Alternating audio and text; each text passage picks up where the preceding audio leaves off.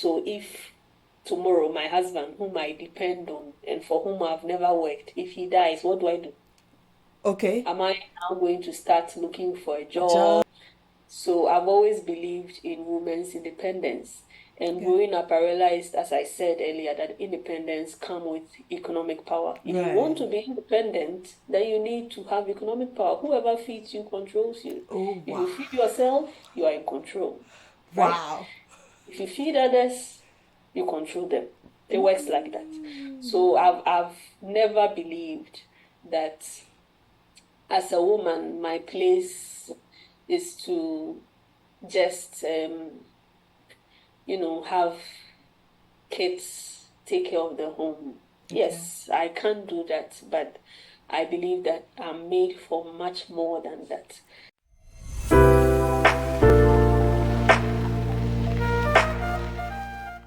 Hello, everybody. Welcome to episode 5 of the Dairy Mom podcast. My name is Diana Adair. I am the founder of the Dairy Mom. We inspire, educate, and empower mothers who may be struggling to reclaim their dreams or who may have temporarily set aside their ambitions due to the demands of motherhood. On the Dairy Mom podcast, we bring you powerful stories from audacious mothers around the world who defy societal expectations and harness their strength to juggle both roles of motherhood and the pursuit of their personal and professional ambitions successfully. Before we begin today's conversation, I want to take a moment to say thank you. Thank you to all of our new subscribers, and thank you to all of you who have been with us from the beginning. On today's episode, I will be interviewing our special guest all the way from Ghana, West Africa. Her name is Dr. Eugenia Anderson. Dr. Anderson is an adjunct lecturer and gender historian affiliated to the Department of History and Political Studies at the Kwame Nkrumah University of Science and Technology, Ghana, West Africa. She holds an MPhil and a PhD in historical studies, specializing in the gender question in social movements in Africa through the lens of student activism. Her expertise cuts across variant research themes and methods with a key interest in the use of oral sources and archival documents. Her research interest is focused on women's leadership in higher education institutions, student activism, women and gender-based violence, religious activism, and decolonization studies. She served as a Queen Elizabeth Scholarship Fellow at Carleton University, Ottawa, Canada. She also conducted a postdoctoral research project on decolonization and student activism in the Post-Colonial African University on Knowledge Production Agency and Critical Voices between October 2022 and September 2023, funded by a Mellon Foundation postdoctoral fellowship at the Institute of African Studies, University of Ghana. She's part of a feminist Africa research consortium on religious activism in Africa. She's a pastor's wife, a mother of 2 children, and a mentor to many young girls. If you are inspired and ready for today's conversation, grab your pens and notebooks and join me as I speak to our special guest.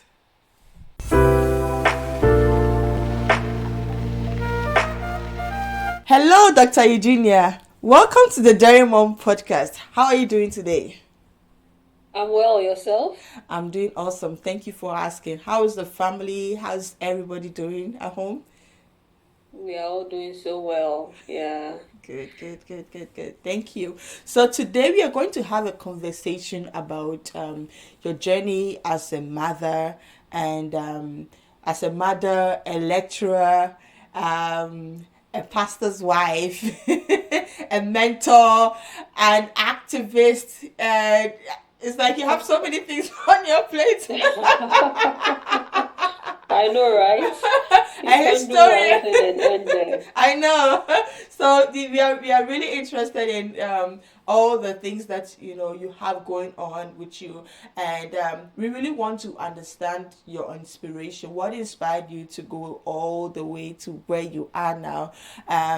What are some of the challenges that you have faced along the way, and then what your advice to the people that are going to watch us will be, because on the podcast, on the Diamond podcast, we inspire, we educate, and we empower mothers. So today I'm looking forward to a very interesting conversation. I am too. I so am so too. let's dive right in. Can you walk us through your background, growing up? What did you see as a child in terms of observing motherhood, and what your aspirations were? What was childhood like for you? Yeah, thank you. I grew up, I guess I would say, in a normal Ghanaian family. Okay. So I was born in Accra, um, the second child of my mom and my dad. Okay. So I had a big sister, and then I have a brother after me. So we're a family of five, Okay. and I would say that we moved around a little bit, Okay. um, because of the nature of my father's work. So my father was a civil servant. He worked with the then known Internal Revenue Service, which is now the Ghana Revenue Authority. Okay. And my mom was she was into all kinds of businesses, right? So she worked on her own, but basically she was a food vendor. Okay. And so growing up, I guess it was normal. It was Okay. normal. I had Okay. a father who was quite responsible, very responsible. He took his responsibilities towards his family very seriously. Okay. And I grew up to see my mother work really hard. Wow. She didn't believe that a woman was supposed to stay at home and rely on a man. So, though my father had the capability to take care of the family because of the work he did, my mom decided not to stay at home. In terms of education, she wasn't too educated. I think she ended her education before even she didn't write the O level. I think at Form 4 or something, and then she Mm. ended her education. So Okay. she wasn't too educated. But as a child, especially from the age of 7, I saw my mother do all kinds of um, things, right? She cooked. Initially, she was frying what in Ghana is known as buffaloes. Puff puff. Here we call it Puff puff puff. puff. Yes, yes. So she did that. She also baked meat pie Okay. for to sell to students. Before later she settled to be a kinky seller. So she sold kinky in a school. And then later she moved on from selling kinky to selling fried rice. And, Okay. so she's done a So lot. she was like, Yes, everything that came to her, she would just do it. Okay. yes, yes. Okay. So that is the kind of mother I grew up to see, right? A Right. woman who didn't believe that um, as a woman, being a woman meant that you stay at home and just take care of the The kids. kids. I mean, she always said that for her reason for working hard is that, I mean, she kept on asking that, okay, so if tomorrow my husband, whom I depend on and for whom I've never worked, if he dies, what do I do?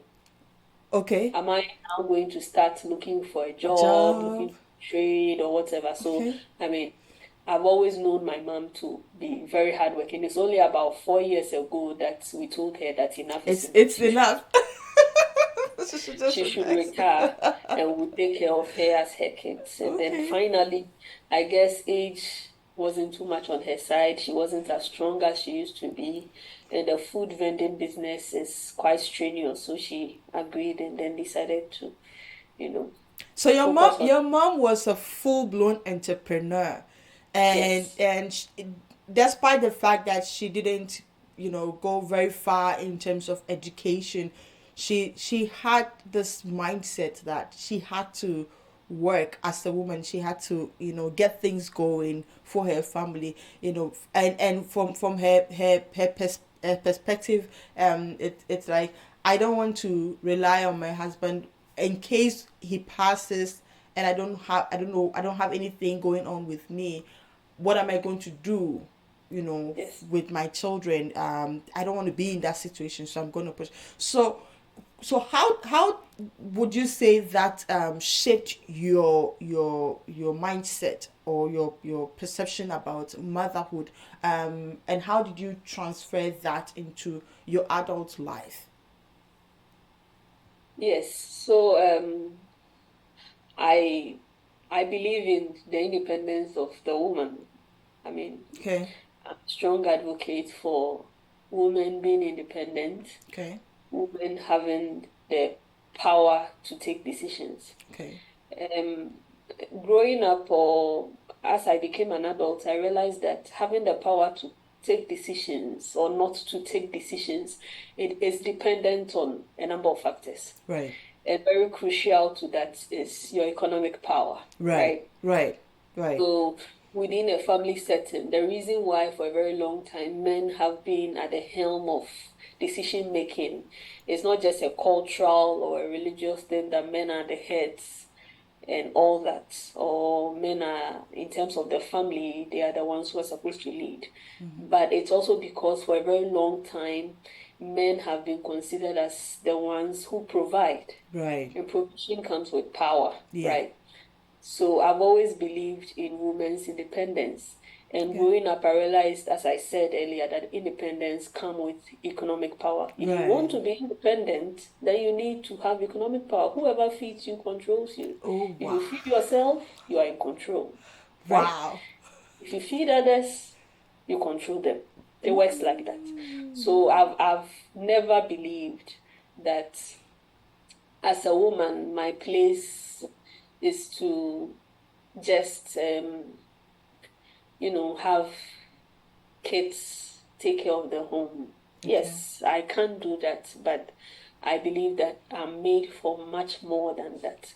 Wow. So that has always been my driving force. So I've never even been somebody who has done one thing at a time. You would find me also doing multiple things at At the the same time time. because I believe in being on the go, being on the move. Whatever gives you relevance, whatever gives you sustenance, keeps you going. I mean, you go for it. Wow. Whoever feeds you controls you. Yeah. I think I like that quote. I'm going to write it somewhere in my Yeah. journal. Wow, If wow, the wow. person wakes up and says that today no food for you, There's nothing you can do. there's nothing you can do. And then you Yeah. have to beg the person, or Yeah. all that. Yeah. Yeah. Wow, wow. So that means that you were kind of this girl that, or you've always been this woman that kept going, like, okay, I'm doing this, I'm doing that, I have so many things to do. So and that's what makes you feel like you are in charge of your own your life, right? So Sure. at what point did motherhood come in, and what we want to come to the point where we look at how all of that go girl multitasking, getting so many things done at the same time, sorry, how all of that got impacted by motherhood. So let's start from at what point did motherhood come in? Was it an inspiration for you, or did you feel, what was the inspiration? That's the question I want to ask, to become a mother. Well, I'm not too sure if I would say I was inspired to be a mother. I guess for me, it was like the natural sequence of events Of life. because, yeah, I married, I think, at the age of 25. Okay. And in our culture, marriage is followed by childbirth. Childbirth, so it's like So, well, of course, I used to, growing up, as I indicated earlier, our family was a little small and knitted, a family of five. okay. So I used to have friends who came from bigger families. Okay. Friends who talk about their big brothers doing this for them, big sisters. Okay. My sister does those things and all that. I have a kid brother. But I always wondered how it would feel like to belong to a big family where, Okay. there are lots of people within the family. So I remember before I married, I commented to a friend that when I marry, I'll give birth to 6 kids because I want a big family.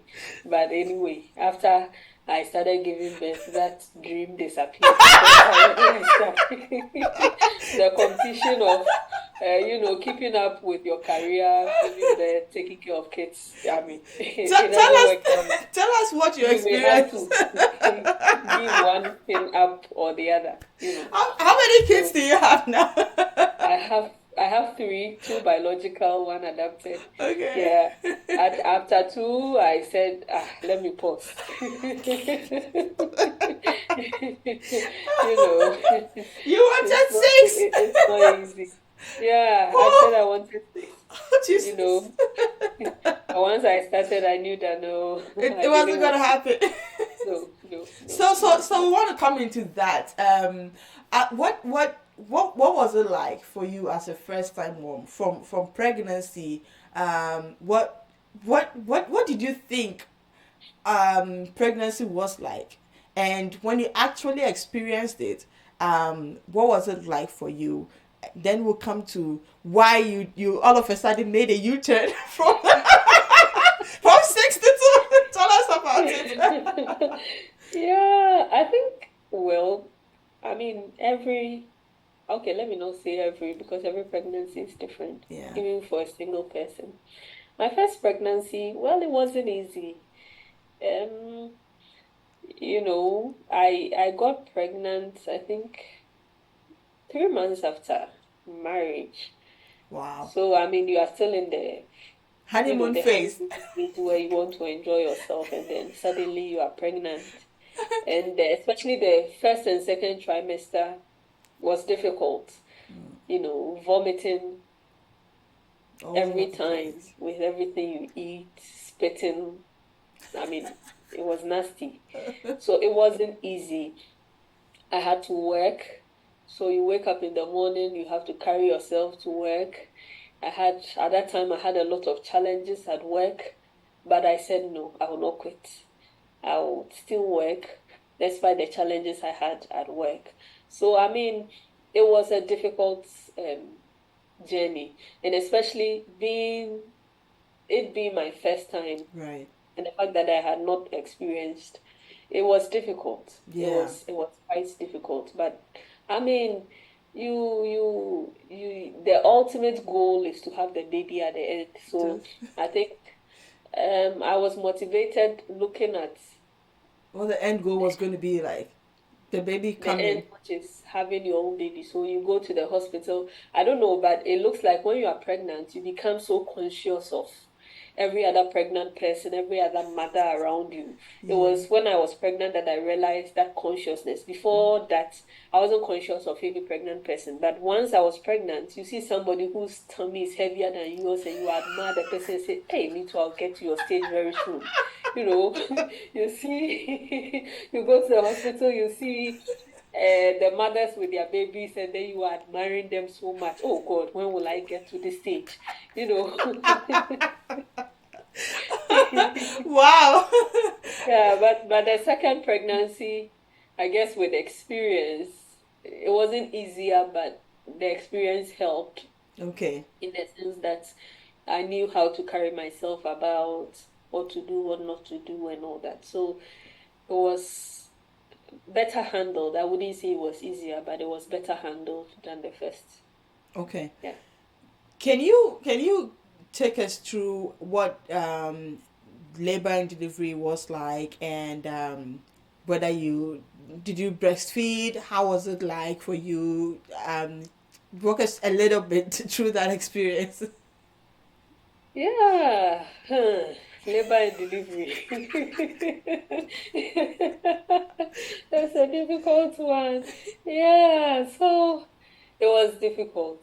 It Yeah, really it was was. difficult. Especially, I mean, the midwives and doctors describe to you what will happen during labor, but in reality, you don't really understand it until it is happening to you. So, the first time, the doctors had told me that when it's time, your mucus plug or something will fall. You will see some like a mucus. Yeah. So I saw that. I said, okay, then it means that the baby is coming. Okay. Then, the contractions started. I didn't understand what was happening. Severe pain, all over the place. You are crying, you are screaming, trying to do all things. My husband was around, and he is also, it was his first time. So he also didn't know What to do? what to do. So he'll keep on saying that, sorry, okay, how are you feeling? Sorry. And I remember we went to I think the labor started in the evening, if I'm right. Yeah, it started in the evening, maybe around 6 thereabout. So by 10 p.m., I felt a lot of severe pain. So I Pain. told him, okay, let's go to the hospital. I'm in pain. So we packed our things, went to the hospital with the aim that we are going to, have the baby. We got there. They took our things and then they asked to examine me. They examined and said, I'm only 2 centimeters dilated. I should go home. I said, hey, these people, do they know what they are talking about? Go home. I'm suffering.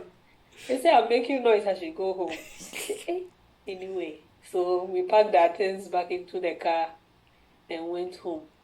Then around 3 a.m., so there was no sleep. Around 3 a.m., I said no.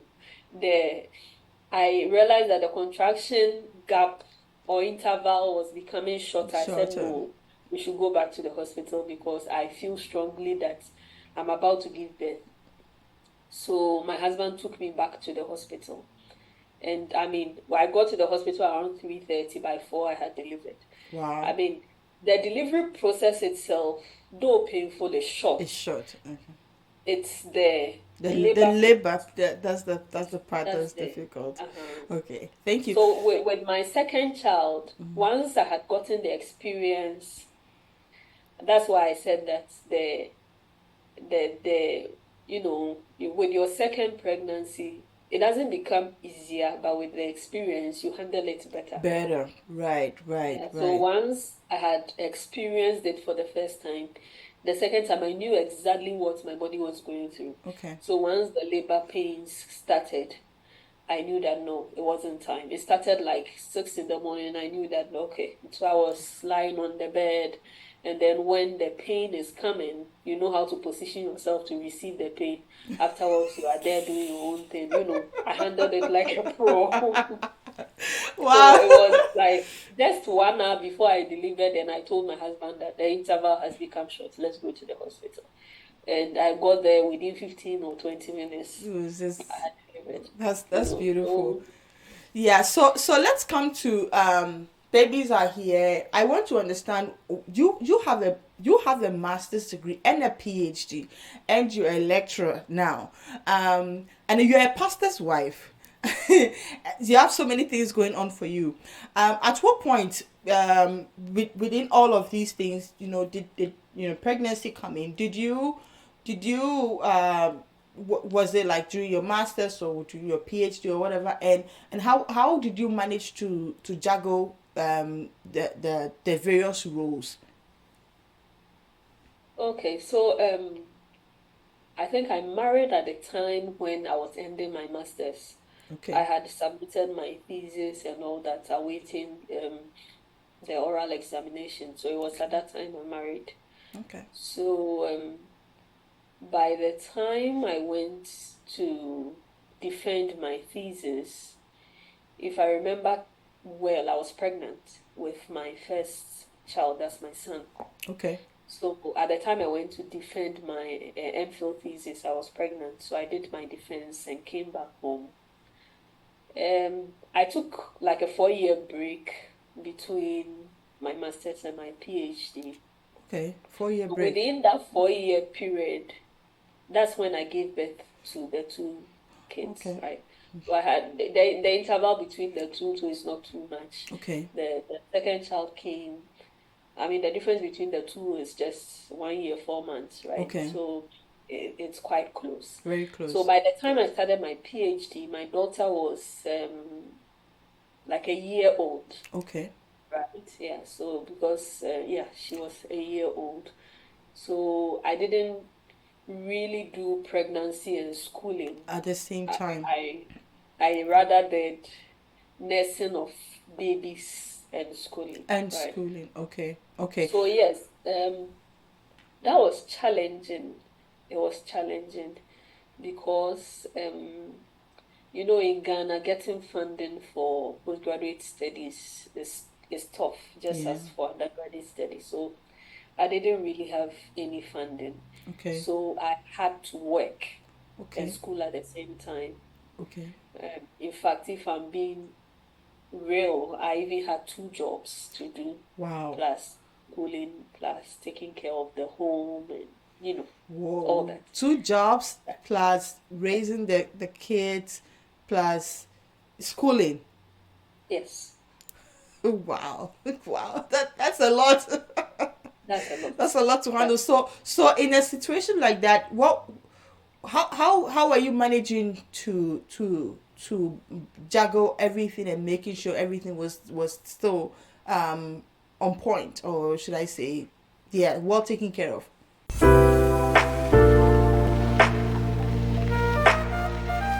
Wow. Two jobs, plus schooling, plus raising kids, plus taking care of the entire home. And let's not forget that Dr. Anderson is also a pastor's wife. That comes with its own demands. I know you're curious to know how she manages to juggle all of these roles while ensuring that everything is properly aligned. Well, I am curious too, but let's take a break here. We'll bring you a part 2 of a story in episode 6, where we'll get to know all of the answers. And then also, we'll learn about the powerful role of mentorship in a mom's life. I hope you learned something from today's conversation. For me, the biggest part was on economic power. She made a very profound statement. She said, "He who feeds you controls you." Think about it for a moment. What did you learn? Let us know what you learned in the comment section. As I wrap up today's conversation, I want to say thank you. Thank you for watching up until this point. And before I close out, I want to ask you to please subscribe to my YouTube channel if you haven't done so. And if you haven't yet followed us on social media, on all of our social media pages, please do so. We are on Facebook, Instagram, I am _ the Dairy Mom. On Facebook, we are at the Dairy Mom. TikTok, LinkedIn, at the Dairy Mom. Before I close out, there's always one question I like to ask. The question is, what is your hashtag, the Dairy Mom story? I know you have a story to tell. What is your hashtag, the Dairy Mom story? Join me and let's do this together. My name is Diana Ade, and I am the Dairy Mom.